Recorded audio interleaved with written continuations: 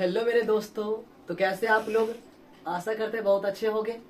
देखिए कुछ तबीयत ठीक नहीं चल रहा था, इसके कारण हम इधर 3 दिन से वीडियो आपको प्रोवाइड नहीं करवा रहे थे, लेकिन अब से आपको रेगुलर वीडियो मिलेंगे। ठीक है, तो सबसे पहली बात तो मेरे इस यूट्यूब चैनल यानी शिक्षा सर्कल पर आपका बहुत बहुत स्वागत है। अगर आप मेरे इस यूट्यूब चैनल पर पहली बार जुड़े हैं तो कृपया इसे सब्सक्राइब करेंगे और अपने दोस्तों के पास शेयर कीजिए, ताकि उन्हें भी इस तरह की जानकारी मिल सके। और कहीं अगर अंग्रेजी में डॉट होता है तो बिल्कुल डॉट मुक्त हो जाएंगे। ठीक है, तो देखिए सबसे पहली बात तो है कि अंग्रेजी का जो हम लेक्चर डालते जा रहे हैं, बिल्कुल इसके पीछे आपको 5 लेक्चर बेसिक इंग्लिश ग्रामर के डाले हुए हैं। उसमें आपको लेटर, शब्द और सेंटेंस के बारे में बताया गया है, समझे कि नहीं। लेकिन आज का वीडियो जो है बहुत खास होने वाला है। मेन अंग्रेजी व्याकरण आज से आपको स्टार्ट होगा। वो सभी बेसिक में थे, यानी कहाँ से शुरू होता है अंग्रेजी, कौन कौन लेटर क्या तो वर्ड यूज होते हैं, वो सारे चीज बताया जा रहा था। सेंटेंस किस प्रकार के होते हैं, जो सारे बताया जा रहा था। लेकिन मेन आज से लेक्चर अंग्रेजी का स्टार्ट होने वाला है, क्योंकि वो सारे जो शब्द है ना, उसको हम कहाँ कहाँ यूज करते हैं, किस तरह के वाक्यों में यूज करते हैं, और वो किस तरह का एक भाग में आता है। जैसे राम का यूज करते हैं तो राम को हम किस प्रकार के एक चैप्टर के अंतर्गत पढ़ेंगे, या तो जो अच्छा बुरा भला ये सभी जो आते हैं उसको हम किस तरह के अध्याय में पढ़ते हैं, या तो बड़ा छोटा नाटा है कि नहीं, बहुत तेज, ये सभी हम किस अध्याय में पढ़ेंगे अंग्रेजी के, वो सारे आज से आपको बताया जाएगा। तो आज का जो लेक्चर है पार्ट ऑफ स्पीच, समझे कि नहीं। पार्ट ऑफ स्पीच, इसको हम हिंदी में कहते हैं शब्द भेद। शब्द भेद होता क्या है, अगर अपने भाषा में समझा जाए, अपनी भाषा में समझा जाए तो बिल्कुल आसान है। देखिए शब्द भेद में क्या होता है, अंग्रेजी में जितने भी शब्द हैं, जितने भी प्रकार के शब्द हैं, उसको एक सही स्थान दिया गया है, एक सही चैप्टर के अंतर्गत रखा गया है। सारे शब्दों को सही स्थान दिया गया है, उसका काम के अनुसार, उसको कार्य के अनुसार एक अच्छे चैप्टर के अंतर्गत रखा गया है। सारे वर्ड को एक समूह में सम्मिलित किया गया है, ताकि वो सारे शब्द को पढ़ने के लिए उस चैप्टर अगर सही से पढ़ लिया जाए तो उस चैप्टर के अंतर्गत जितने भी शब्द आएंगे सारे को हम अच्छे से जान सकते हैं। तो इसमें है क्या, इसमें कहा जा रहा है कि अंग्रेजी में जितने भी शब्द होते हैं उसको किसी भी वाक्य में उनके कार्य के अनुसार, किसी भी वाक्य में उनके कार्य के अनुसार 8 भागों में बांटा जाता है। कितना भागों में? 8 भागों में बांटा जाता है। उस प्रत्येक 8 को, यानी उस प्रत्येक भाग को ही हम शब्द भेद कहते हैं, यानी पार्ट ऑफ स्पीच कहते हैं। मेरे प्यारे दोस्तों चलते हैं, तो इसमें क्या है देखा जाए। देखिए लिखा हुआ है all the words in English, यानी अंग्रेजी में सारे शब्द, अंग्रेजी में सभी शब्दों, ऑल मतलब सभी हो ना, वर्ड्स मतलब शब्दों, अंग्रेजी में सभी शब्दों को बांटा गया है। डिवाइडेड मतलब बांटा गया है, सभी शब्दों को बांटा गया है इनटू 8 ग्रुप्स। कितना भागों में? 8 भागों में, इनटू मतलब में, यानी अंग्रेजी में सभी शब्दों को 8 भागों में बांटा गया है। अब किसके अनुसार? देखिए according to the work they do in a sentence. ध्यान दीजिएगा, किसी वाक्य में उनके कार्य के अनुसार, किसी वाक्य में उनके कार्य के अनुसार अंग्रेजी के शब्दों को 8 भागों में बांटा गया है। और each group is called part of a speech।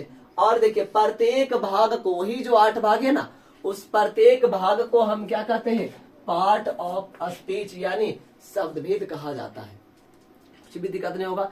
फिर से देखिए क्या कहा जा रहा है, अंग्रेजी में सभी शब्दों को वाक्य में, अंग्रेजी में सभी शब्दों को वाक्य में उनके कार्य के अनुसार, 8 भागों में बांटा गया है। और प्रत्येक भाग को ही हम क्या कहते हैं? पार्ट ऑफ स्पीच कहते हैं।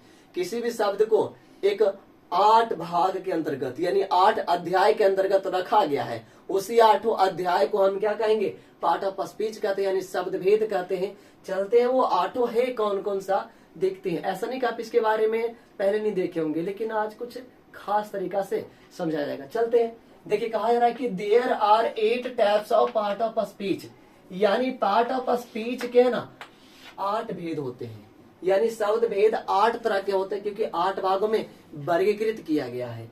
चलते हैं कौन कौन है देख लीजिए। पहला नाउन, नाउन से कौन नहीं परिचित है, सब परिचित है। नाउन, नाउन यानी नाम, जो नाम बताता है उसको हम नाउन कहते हैं, संज्ञा कहते हैं। ऐसा नहीं बच्चा में कॉमेडी टाइप का पढ़ाया ताकि नवा के पत्नी को नाउन कहते हैं, वो सभी नहीं, वो सभी ऐसे ही है। नाउन यानी नाम, जो नाम को डिफाइन करे वो क्या कहलाएगा आपका नाउन। दूसरा क्या है प्रोनाउन, यानी जिसको सर्वनाम, जो कर दे सर्वनाश, ऐसा नहीं है, सर्वनाश नहीं होने देंगे हम, यहाँ बिल्कुल आपको बचाए रहेंगे। अगर एक एक टॉपिक को बिल्कुल बेसिक से बच्चों जैसा आपको समझाया जाएगा। क्लियर है? अब बच्चा, हम भी बच्चा बिल्कुल मिल करके एकदम इस सबको आसान भाषाओं में सीखते हुए आगे बढ़ जाएंगे। क्लियर है? देखिए दूसरा क्या है प्रोनाउन यानी सर्वनाम। तीसरा एडजेक्टिव, जिसको हम कहते हैं विशेषण। क्या कहा जाता है विशेषण, जो संज्ञा सर्वनाम की विशेषता बताए वही तो है विशेषण। जो संज्ञा सर्वनाम की विशेषता बताए कि तुम काला हो कि गोरा हो, अच्छा हो कि बुरा हो, ये सभी, तुम लंबा हो कि नाटा हो, ये जो बताता है ना यही विशेषण है, एडजेक्टिव कहते हैं इसको। समझे कि नहीं? अगला है क्रिया। क्रिया जो खाते हैं ना वो क्रिया नहीं है, ये है क्रिया, यानी इसको हम बोलते हैं वर्ब।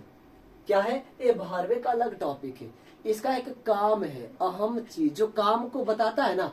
कोई ऐसा शब्द जिससे किसी काम के होने या करने का भाव प्रकट होता है, वो शब्द ही कहलाता है आपका वर्ब, यानी क्रिया। जैसे प्ले, प्ले मतलब खेलना, खेलना एक काम हुआ कि नहीं, यानी वैसा शब्द जिससे लगे कि कोई काम हो रहा है या तो काम किया जा रहा है, वो शब्द ही कहलाता है वर्ब। अगला देखिए एडवर्ब। एडवर्ब यानी क्रिया विशेषण। नाम से ही पता चल रहा है, जो क्रिया की विशेषता बताए, जो क्रिया की विशेषता बताए वो कहलाता है एडवर्ब, यानी क्रिया विशेषण। ऐसा नहीं जो विशेष क्रिया खाता उसको क्रिया विशेषण कहेंगे, वो नहीं। जो क्रिया की विशेषता बताए, जो वर्ब का विशेषता बताए, जो वर्ब के क्वालिटी को डिफाइन करे, वही कहलाता है आपका एडवर्ब। क्लियर है? जैसे फास्ट हो गया, स्लो हो गया, वो एडवर्ब में आते हैं। आगे चलिए, एक प्रीपोजिशन यानी संबंध बोधक अव्यय। इस संबंध बताता है बिटवीन, एवं, एमंग, वो सभी क्या है प्रीपोजिशन है, संबंध बोधक अव्यय। अगला है कंजक्शन यानी समुच्चय बोधक अव्यय। क्या कहा जाता है इसको? समुच्चय बोधक अव्यय। ए बी सेंटेंस को जोड़ने का ही काम करते हैं। एक है इंटरजेक्शन विस्मयादि बोधक अव्यय, जिसमें घृणा, हर्ष, उल्लास, ये सभी का भाव प्रकट होता है, आश्चर्य का भाव प्रकट होता है, उसको हम क्या बोलते हैं इंटरजेक्शन, यानी हिंदी में विस्मयादि बोधक अव्यय। समझ कि नहीं? यही है पार्ट्स ऑफ स्पीच, शब्द भेद, यही 8 है। सब इस 8 शख्स को ध्यान से देख लेते हम, पहचान लीजिए, इसको छोड़ना न है। हर एक चीजों को हमें बिल्कुल गहन से पढ़ करके अपने अंदर में लाना है। मेरे आप सब बस आपको, आपका काम क्या है, बस मेरे यूट्यूब चैनल पर जुड़े रहना है, बाकी सारी चीज को आपके अंदर प्रवेश करवा देंगे। ठीक है? तो हाथ से बिल्कुल नहीं बोलना है। यही 8 को हम क्या बोलते हैं पार्ट ऑफ स्पीच बोलते हैं। एक हो गया आपका, साथ में बोलेंगे जैसे नॉन, दूसरा प्रोनाउन, तीसरा वर्ब, चौथा एडवर्ब, पांचवा आपका हो गया जैसे छूट गया था, नाउन हो गया, pronoun, adjective, verb, adverb, preposition, conjunction, एक इंटरजेक्शन। यही तो 8 आपका शब्द भेद है, यानी पार्ट ऑफ स्पीच है। समझे कि नहीं? तो चलते हैं थोड़ा और आगे देखते हैं। क्लियर है? तो देखिए थोड़ा उसका झलक देखते हैं। पहली बात तो अब हमें समझना है, आपको तो बता दिए, वही 8 को बिल्कुल सही ढंग से पढ़ना है। और उस 8 को समझने के लिए, जब 8 समझ जाएंगे सही से, और उसी को और बेहतर से समझने के लिए कुछ कुछ चैप्टर और उसके अंतर्गत बनाए जाते हैं। जैसे आपका आर्टिकल हो गया, वॉइस हो गया, वो सब प्रैक्टिस वाले चैप्टर हैं। जैसे आपका टेंस हो गया, डिग्री हो गया, नरेशन, ये सभी क्या है प्रैक्टिस वाला चैप्टर है। जब ये सभी सीखते हैं ना, ये सारे वर्ड को जब अपने अंदर लेते हैं ना, क्या क्या है जो, उसके बाद वो सभी में प्रैक्टिस करते हैं। बिल्कुल वो सभी प्रैक्टिस वाले चैप्टर है, आसान चैप्टर है। तो देखिए पहली बात तो आपको बताना चाहते हैं कि जैसे समझेगा ध्यान से, कोई भी सेंटेंस आपको वहां लेके चले, नाउन पर ही आएंगे, बस थोड़ा सा उसके पहले देखिएगा। कोई भी जो सेंटेंस है, इसको हिंदी में क्या कहते हैं हम? वाक्य। वाक्य बनावट कैसे होता है, वो वाक्य रहता कैसे है, अंग्रेजी में क्या क्या उसमें होते हैं, देखिए, क्योंकि कोई भी अंग्रेजी देख लीजिए, अंग्रेजी बुक लीजिए तो अंग्रेजी ग्रामर लीजिए, उसमें बाकी होते हैं सेंटेंस ही होता है। सेंटेंस के अंतर्गत में बहुत सारा शब्द देखने को मिलते हैं। अगर सेंटेंस में लिखा हुआ हर एक शब्द को पहचान ले सही से कि वो जो शब्द वो क्या है, वो क्या है, वो क्या है, तो अंग्रेजी आसान। देखिए एक सेंटेंस लिखते हैं, जैसे है Ram is the best boy of his class, of his class. ये देखिए एक वाक्य है, कहा रहा है कि राम अपने वर्ग का सबसे अच्छा लड़का है। अब इसमें देखिए कितना सारा वर्ड है, राम एक हो गया, देखिए 1 2 3 4 5 6 7 और 8 वर्ड हैं। अगर इस 8 वर्ड को अगर सही से पहचान ले कि 8 है क्या क्या, कौन कौन चैप्टर के अंतर्गत सब आते हैं, तो बताइए अंग्रेजी आसान होगा कि नहीं? आप बताइए होगा कि नहीं आसान? बिल्कुल आसान हो जाएगा। देखिए अगर हम बताएं, जैसे आपका ए नाउन हो गया, ए नाउन हो गया, ये आपका ऑक्सिलरी वर्ब हो गया, ये आर्टिकल के अंतर्गत आते हैं। ये आपका जो गुड बेटर बेस्ट है एक प्रकार का एडजेक्टिव के अंतर्गत आता है, एडजेक्टिव है। ये फिर से नाउन हो गया, ये आपका प्रीपोजिशन है। हिज भी देखिए, हिज भी एक प्रकार का पोसेसिव एडजेक्टिव यानी एडजेक्टिव है। क्लास देखा जाए तो क्या है? नाउन है। अगर सारे वर्ड को सही से पहचान लेते, क्या क्या इसमें आया जो अभी बताया, तो ये सब आया होगा। नाउन नाउन नाउन है कि नहीं? नाउन पहला शब्द वेद का पहला टॉपिक था कि नहीं? नाउन पहला वेद इसका। उसके बाद देखिए क्या है? ऑक्सिलरी वर्ब यानी वर्ब। वर्ब के अंतर्गत ही तो इजमार आएगा, उसको सीख गए, इजमार सीख गए। आर्टिकल बताए थे ना, कुछ कुछ चैप्टर होते हैं जो सपोर्ट करते हैं ना, इसको सपोर्ट किया जाता है। ये सभी इसी के अंतर्गत चैप्टर हमें पढ़ने को मिलते हैं। अब देखिए एडजेक्टिव, तीसरा अध्याय था। नॉन, फिर से प्रीपोजिशन क्या था आपका, जिसको संबंधबद्ध कभी कहते हैं, वो भी आ गया इसमें। फिर देखिए एडजेक्टिव के अंतर्गत आ गया। क्लास क्या है? क्लास आपका क्या है? एक प्रकार का नॉन ही है, समझे कि नहीं? अब देखिए अगर ये सारे चीज को देखा जाए तो एक तरह से बनावट होता है। सब्जेक्ट पूरा लिखते हैं, ध्यान से देखिएगा, इसको सही से समझाते। किसी सेंटेंस में होता क्या क्या है जो, और हमें कैसे आगे बढ़ना है, अपने टॉपिक को कैसे आगे लेके जाना है, उसको ध्यान दीजिएगा। क्योंकि एक आपको क्रम पता चलना चाहिए ना कि हम आगे बढ़ेंगे कैसे, आपको भी पता चलना चाहिए कि आगे क्या क्या बढ़ना है। जो देखिए कोई सेंटेंस में क्या क्या रहेगा, सब्जेक्ट, फिर आपका वर्ब, उसके बाद ऑब्जेक्ट, इतना ही तो होता है। किसी सेंटेंस का बनावट इतना ही होता है, सब्जेक्ट, वर्ब और ऑब्जेक्ट। ये तीनों चीज को अगर ध्यान से समझ लिए कि ये क्या है, समझने का मतलब ये नहीं कि सिर्फ हाँ वो सब्जेक्ट है, वो वर्ब है, वो ऑब्जेक्ट है। समझने का मतलब कि सेंटेंस में अगर लिखा हो तो आपको डायरेक्ट पहचान में आना चाहिए कि वो जो शब्द है वो सब्जेक्ट है, वो जो शब्द वर्ब है, वो जो शब्द ऑब्जेक्ट है। समझे कि नहीं? अब देखिए अगर पहला का बात हो, अगर सेंटेंस में सब्जेक्ट समझने का बात हो, तो किसी भी सेंटेंस का सब्जेक्ट दो ही चीज होते हैं, इन्हीं दोनों में से कोई रहेगा। ऐसा नहीं कुछ और नहीं रहते हैं कुछ कुछ, लेकिन मैक्सिमम 95% देखा जाता है किसी भी सेंटेंस का सब्जेक्ट या तो नाउन रहेगा या तो प्रोनाउन रहेगा। क्लियर है? किसी भी सेंटेंस का सब्जेक्ट या तो नाउन रहेगा या तो आपका प्रोनाउन रहेगा। क्लियर है? या तो कोई नाउन या तो प्रोनाउन, उसके अलावा आपको सेंटेंस का सब्जेक्ट नहीं मिलते। हाँ कुछ कुछ मिलता है, B1 भी कभी कभी देखने को मिलते हैं, B4 भी कभी कभी आ जाते हैं। एडजेक्टिव जब नाउन का काम करता है फर्स्ट में आकर के, द पुअर, द रिच, वो सभी भी सब्जेक्ट का काम करते हैं, लेकिन मैक्सिमम में नाउन या प्रोनाउन ही सब्जेक्ट होता है। क्लियर है? अब देखिए ऑब्जेक्ट का बात हो तो इसमें भी वही दोनों आता है, या तो कोई नाउन आपका ऑब्जेक्ट रहेगा या तो प्रोनाउन आपका ऑब्जेक्ट रहेगा। समझे कि नहीं? इसको कर्ता इंजन कहते हैं, आपका कर्म होता है, अरे आपका वर्ब तो क्रिया समझ रहे हैं। अब देखिए क्रिया का बात हो तो क्रिया को बहुत आधारों पर बांटा जाता है। क्रिया को बहुत आधारों पर, पहला तो आपका ट्रांजिटिव वर्ब, इंट्रांजिटिव वर्ब पढ़े होंगे आप सब, सकर्मक क्रिया, अकर्मक क्रिया।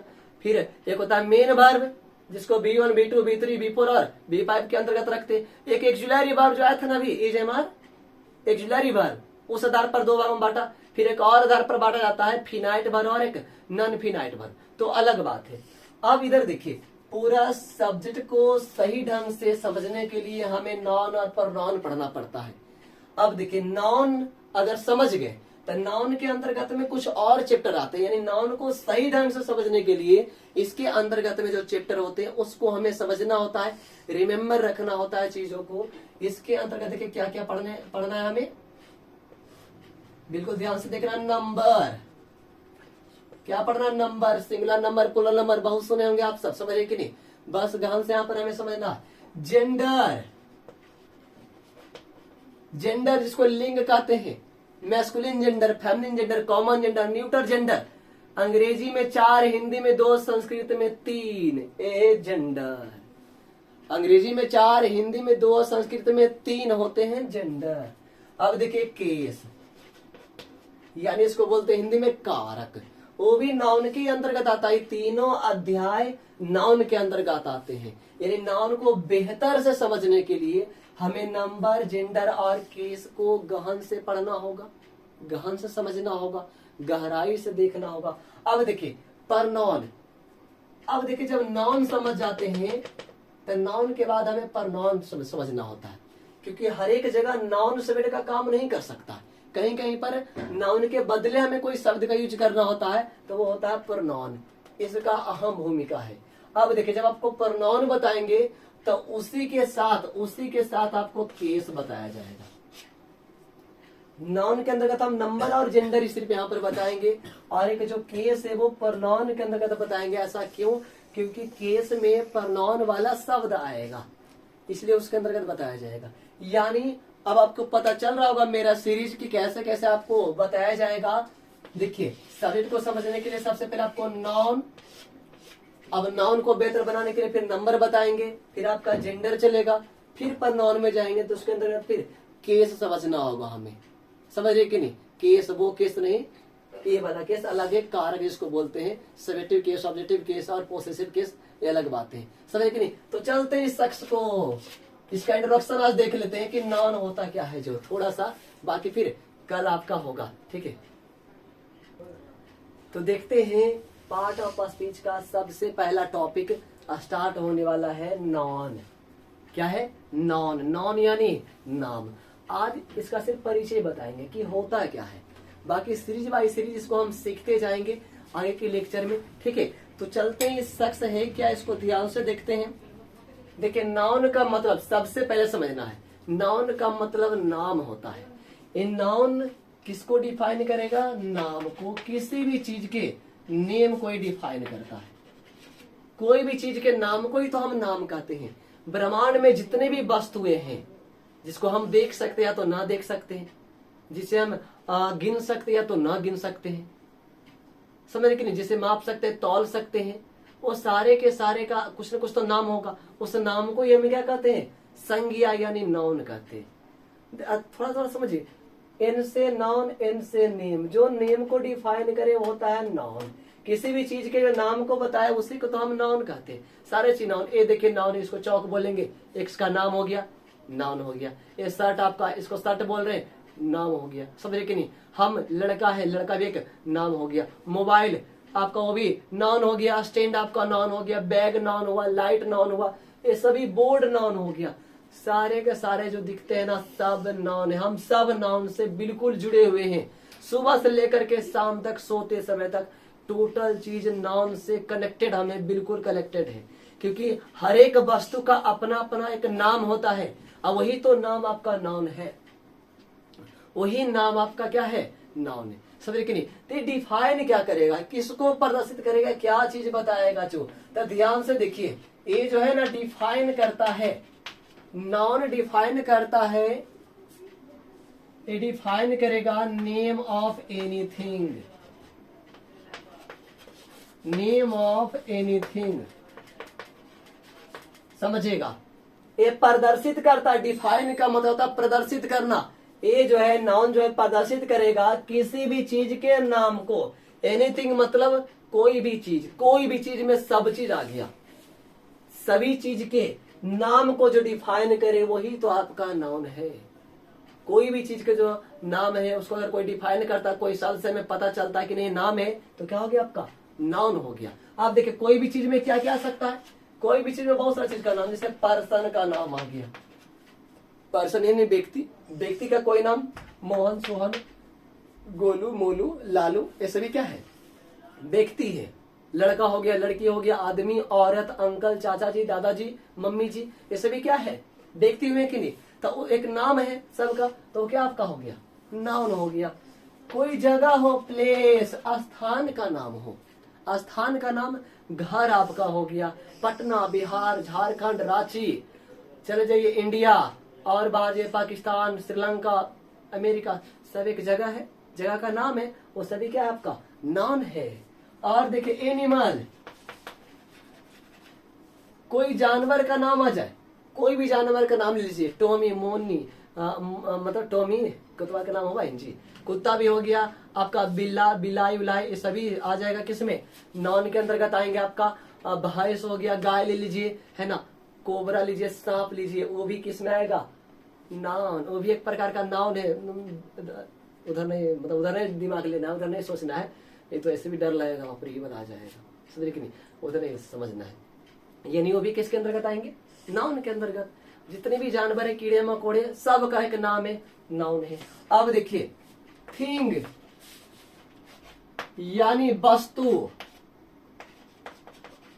कोई वस्तु का नाम हो वो क्या आ जाएगा? आपका नाउन। अब वस्तु में देखिए दो तरह के वस्तुएं होती है। एक वस्तु है जिसे हम, देखिए वस्तु के अंदर दो तरह के, एक तरह के वस्तु है जिसे हम गिन सकते हैं, काउंट कर सकते हैं, कलम, किताब, कॉपी, घड़ी, एक प्रकार का वस्तु है। टेबल हो गया, कुर्सी हो गया आपका, स्टैंड जिस पर हम सोते हैं, बेड, एक वस्तु है जिसको हम काउंट कर सकते हैं, गिन सकते हैं, वो एक प्रकार का वो हुआ। और एक और प्रकार का वस्तु जिसे हम नहीं गिन सकते हैं, जैसे तेल, नमक, है ना, चावल, गेहूं, आटा, ये सभी क्या इसको हम गिन सकते हैं?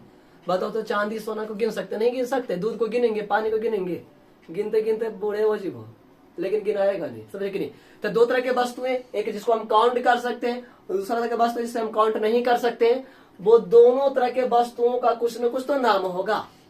वो सभी नाम को ही हम क्या कहते हैं? संज्ञा कहते हैं। तो देखिए एनीथिंग में सारे चीज का नेम, अगर नेम आए तो इस नेम को ही हम नाउन कहते हैं।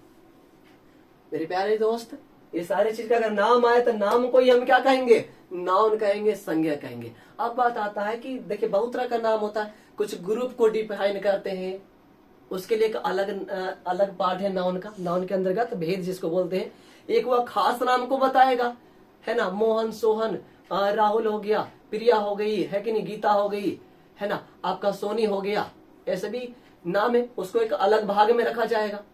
कोई कि नाप तौल का जो बोध कराता है, जैसे चांदी, सोना, चावल हो गया, गेहूं हो गया, पानी, आटा, दूध, ये नाप तौल का बोध कराता है, वो भी एक प्रकार का इसके अंतर्गत एक अलग नाउन में आएगा। यानी भेद में उसका एक है कि जिसको हम ना देख सकते हैं, ना छू सकते हैं वो भी एक अलग टॉपिक इसका नाउन के अंतर्गत, यानी भेद जिसको बोलते हैं, एक समूह को बताता है।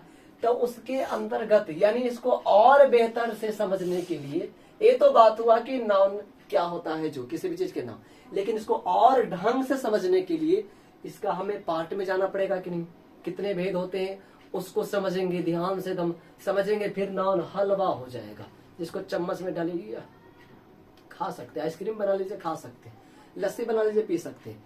तो चलेंगे, फिर अगले दिन मुलाकात होगी, इसी को लेकर के आगे बढ़ेंगे। आज के लिए बस इतना ही, धन्यवाद, गुड नाइट।